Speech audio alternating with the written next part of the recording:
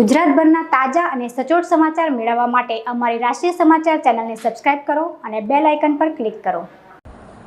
મળતી માહિતી પ્રમાણે બીજા માળ Krishna complex Phulpada AK road ખાતે એક 15 બાય 15ની રૂમમાં 10 જેટલા યુવાનો દ્વારા કેટરર્સ માટે જમવાનું બનાવવામાં આવી રહ્યું હતું। 2 ચૂલા પર આ કામગીરી કરવામાં આવી રહી હતી અને આ રૂમમાં 3 જેટલા ગેસ સિલિન્ડર હતા, જે પૈકી એક ગેસ સિલિન્ડર લીકેજ હતો। દરમિયાન કોઈ દ્વારા લાઇટરથી ગેસ સળગાવવાનો પ્રયાસ કરવામાં આવતા બ્લાસ્ટ થઈ ગયો હતો। ગેસ સિલિન્ડર લીકેજ બાદ બ્લાસ્ટ થવાના કારણે લાઇટરથી ચૂલો સળગાવનાર યુવાન વધુ દાઝી ગયો હતો, જ્યારે અન્ય 6 જેટલા યુવાનો પણ આ આગના પગલે દાઝી ગયા હતા। કુલ 7 જેટલા યુવાનો દાઝી ગયા હતા। ગેસ સિલિન્ડર બ્લાસ્ટ થવાના કારણે રૂમના દરવાજા અને બારી પણ તૂટી ગયા હતા।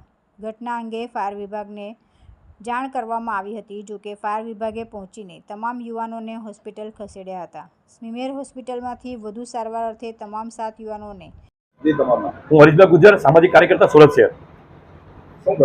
આજે મારો અશ્વની કુમાર ફૂલપાડા ગામની અંદર અહીંયા ક્રિષ્ના એપાર્ટમેન્ટ છે, ત્યાં એક નાનો એવો મેસનો અહીંયા રોજગારી માટે ધંધો ચાલુ કરેલો, પરંતુ આ મેસની અંદર કોઈ પરમિશન નથી હોતી।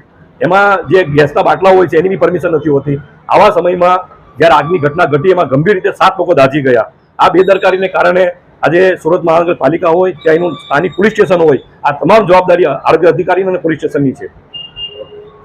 કિરણ હોસ્પિટલ ખસેડવામાં આવ્યા છે। આ સાથે જ લાઇટરથી ચૂલો ચાલુ કરનાર યુવાનની હાલત ખૂબ જ ગંભીર છે।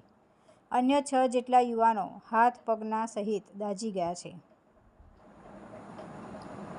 તુલસી શર્મા સાથે રાષ્ટ્રીય સમાચાર, સુરત।